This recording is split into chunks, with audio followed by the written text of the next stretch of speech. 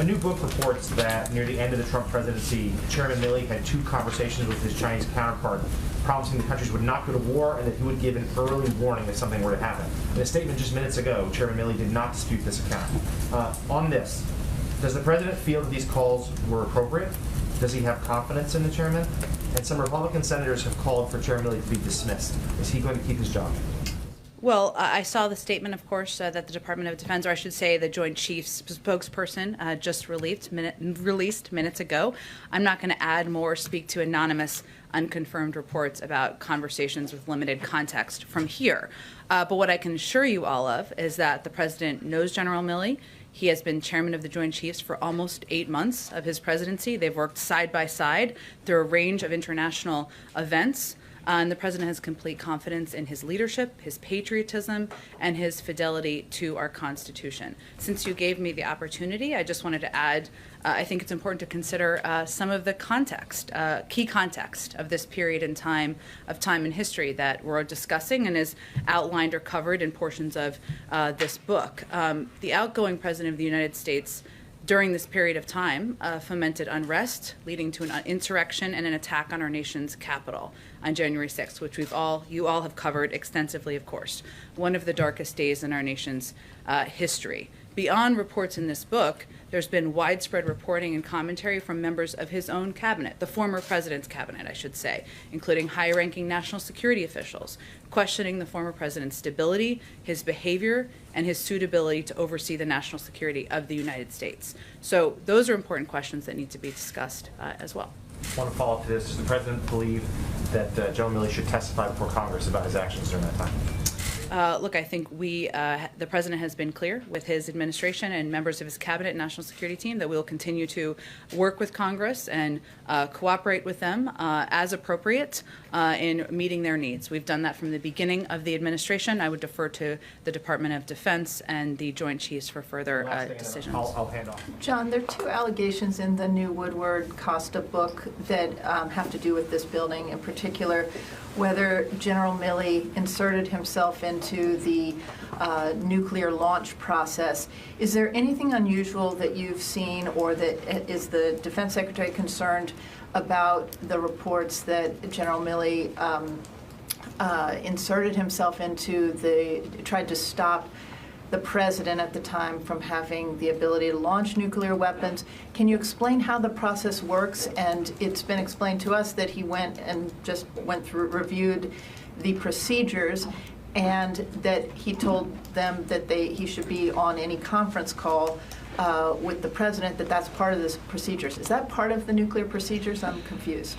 Well, I certainly can't speak to the revelations that are coming out in the book. I think you saw a statement by the chairman's office specifically addressing this issue. What I can tell you is that it is not uncommon at all for the department to continue to review security protocols, particularly when it comes to our strategic deterrence capabilities, that we constantly take a look at the protocols and the procedures to make sure that they are still relevant. And these protocols have been in place for a long time, a couple of decades, and so it's not uncommon. It's also completely appropriate, and again, I'm not speaking to the validity of things that are in the book, but it is completely appropriate for the chairman of the Joint Chiefs of Staff, as the senior military advisor to both the secretary and the president, to want to see those protocols reviewed on whatever frequent basis that he wants to do that. So again, I can't speak to the validity, but I see nothing in what I've read that would cause any concern. What is the chairman's role in terms of the nuclear launch, if there were a nuclear launch by the president? Well, the chairman is the key military advisor to the president, to the commander-in-chief, and in a sequence of events whereby a commander-in-chief would be making that decision, that most grave of decisions, the chairman would be intimately involved in that process, in providing advice and counsel to both the secretary and to the president. Obviously, the president in this case makes the final decision, and by statute, by law, he is the prime military advisor to the president, and this would be a military decision of profound proportions here and importance. So he would be absolutely involved in that process, soup to nuts. And was there anything unusual said to the Chinese counterpart in the phone calls as far as you understand? Well, again, all I've seen is the same reporting that you've seen, Jen. I can't speak to the specifics of the conversation, a conversation that took place obviously before this administration took office. But I would add, if I may, again, that it is not only common, it's expected that a chairman of the Joint Chiefs of Staff would continue to have counterpart conversations. I mean, he is basically the chief of defense for the United States. We don't call him that, but he has chief of defense counterparts around the world. And having worked for a chairman myself for quite a bit, I can tell you frequent communication with two countries like Russia and China is not atypical at all for a chairman of the Joint Chiefs. And those communications are they're routine, they're staffed, they're coordinated, and they're transparent, as transparent as they can be. Just to put a finer point on it, because you brought up the context a couple of times, does President Biden believe that General Milley may have been acting in the national interest by circumventing a former president who he feared was acting erratically? Well, it's the obligation of every chairman of the Joint Chiefs to follow constitutional orders to prevent unlawful military action. That's what the president believes. But it's also important to understand the context of when this reporting was happening during, and the fact that the former president was fomenting an insurrection, and there was broad concern from a range of members of his national security team about his behavior and fitness for office. And I know you all know and have reported on that context, but that is missing a little bit as people are discussing this. So you think General Milley may have been acting patriotically by having these conversations with Again, the I'm not going to give further analysis other than to say that the president believes he's patriotic, that his fidelity to our Constitution is unquestionable, and he has complete confidence in him. Has President Biden had a fuller conversation with General Milley about all this since the book's details were publicized yesterday? I don't have any other further conversations to read out. Go ahead. Even if the president believes that the intentions and the patriotism of General Milley were in line with his own values, is there a point where criticism makes General Milley unable to continue in this role because it is a new administration, it's a new day, and there are some questions about if he exceeded his authority? Well, again, the president has complete confidence in his leadership, his patriotism, and his fidelity to our Constitution. I can't speak to the former president's experience with him or the former president's views of him, but this current president, who follows the Constitution, who's not fomenting an insurrection, who follows the rule of law, has complete confidence in Chairman Milley and him continuing to serve in his role. And even as Republicans may criticize him and have questions about his suitability to continue, would that be a factor that President Biden would consider, separate from his judgment about how he conducted himself before?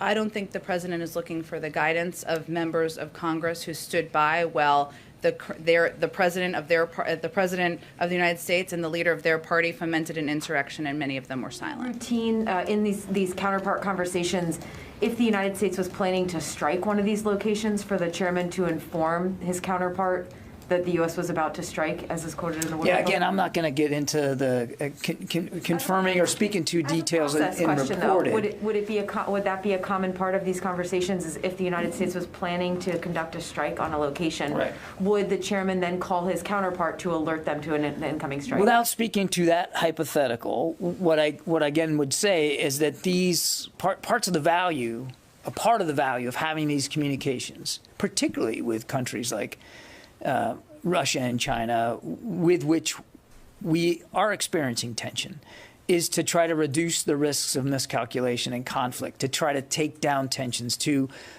make clear what our national security interests are on you pick the issue. And that's the communication channel between our chairman and a chief of defense is a really key vehicle for transmitting and communicating those kinds of messages. And then has Secretary Austin, based off of the stories out of this book, has he instructed General Milley to change any of the ways that he's operating? Has he asked him to inform him more about some of the conversations that he's having? Has there been any practical change on this current Pentagon Absolutely leadership? not. No, not in the least. Has full trust and confidence in Chairman Milley and the job that he's doing. Laura? Hey, thanks, John. So just following up on the previous questions, as you said, by law, by statute, the chairman is not in the chain of command. So if these allegations are true, that General Milley said that he would give a heads up to the Chinese if we were going to strike them, would that not be undermining civilian control of the military? Again, I'm not going to speak to unconfirmed reports from a book that we haven't looked at and read yet, and certainly not to a conversation that took place before the administration took office. I'm not going to go there, Laura. I guess I can't really understand why you're not denying that is happening, that happens, since that's a pretty serious allegation. I'm not speaking to it at all, Laura. It's not that I'm not denying it. I'm going to refuse to speak to specific anecdotes that are in this book. I'm in no position to do that, and I don't think it would be helpful for me to try to speculate one way or the other about the veracity of these anecdotes. What I can tell you is that a chairman of any chairman across multiple administrations routinely have communications, direct channel communications with their counterparts in other countries, and it is particularly important to have those communications with a nation state with which there are real and significant tensions, to try to reduce those, clear things up, make sure you reduce the risk of miscalculation. And I think you saw in the statement that the chairman's office that they put out earlier today that's exactly what was behind the context here for this particular call, which took place at a difficult time in our nation's history in this particular transition. And sorry, just to follow up on that point, Secretary Miller, acting Secretary Miller, told Fox News that he did not authorize the call. And another one of his deputy chief of staff also said that, in fact, it was the policy at the time that there was no senior government engagement with China.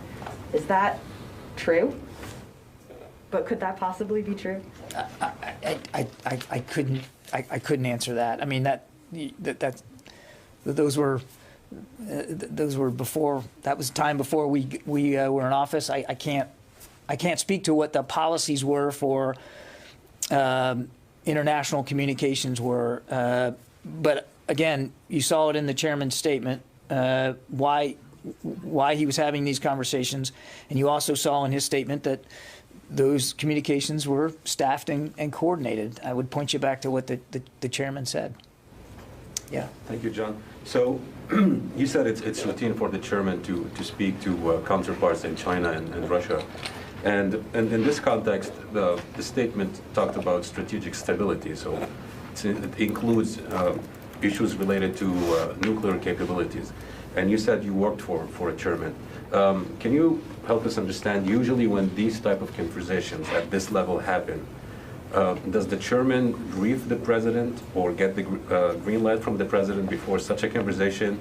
Does he brief the president on the conversation, and does he get the green light from the Secretary of Defense or brief him after the conversation? Yeah, it depends. I know that's not a great answer, but it's a true answer. I mean, we expect a chairman of the Joint Chiefs of Staff to coordinate and communicate with his counterparts. And some of those conversations are about very specific issues that have very, very high level interest, and there might even be a request made by the chairman to make a call.